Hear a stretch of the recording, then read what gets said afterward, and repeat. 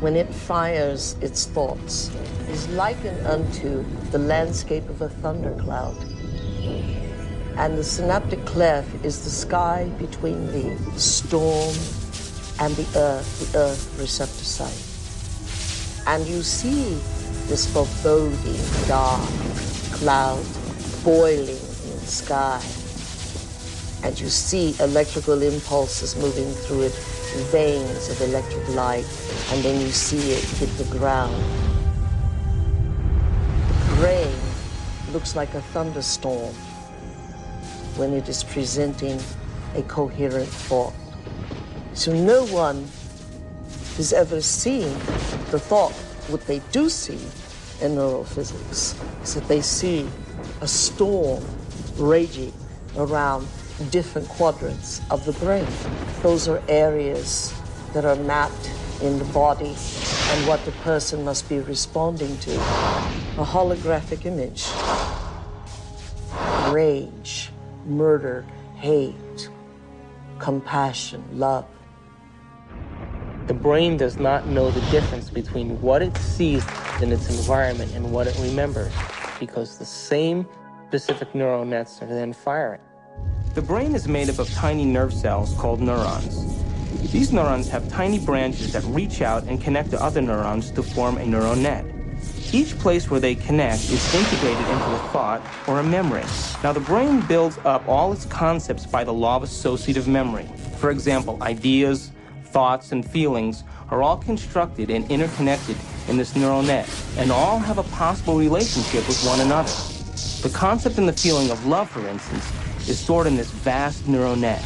But we build the concept of love from many other different ideas. Some people have love connected to disappointment. When they think about love, they experience the memory of pain, sorrow, anger, and even rage.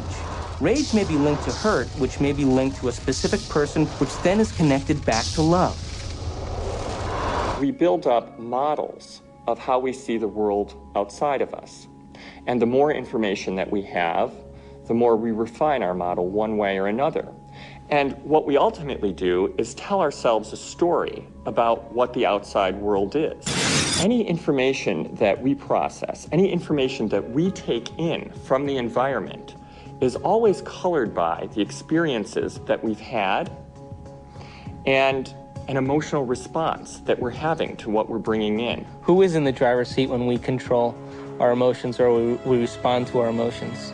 We know physiologically that nerve cells that fire together wire together. If you practice something over and over again, those nerve cells have a long-term relationship.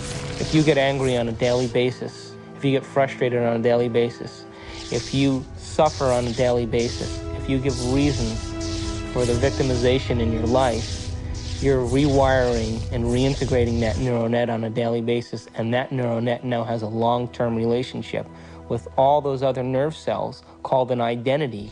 We also know that nerve cells that don't fire together no longer wire together.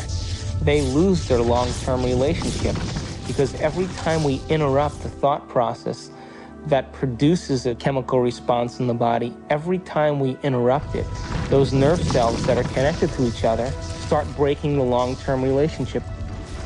When we start interrupting and observing, not by stimulus and response and that automatic reaction, but by observing the effects it takes, then we are no longer the body, mind, conscious, emotional person that's responding to its environment as if it is automatic.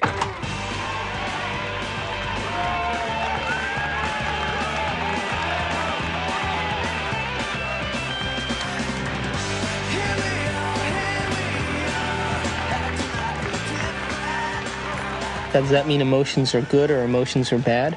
No, emotions are designed so that it reinforces chemically something into long-term memory. That's why we have them. All emotion is holographically imprinted chemicals. The most sophisticated pharmacy in the universe is in here. There's a part of the brain called the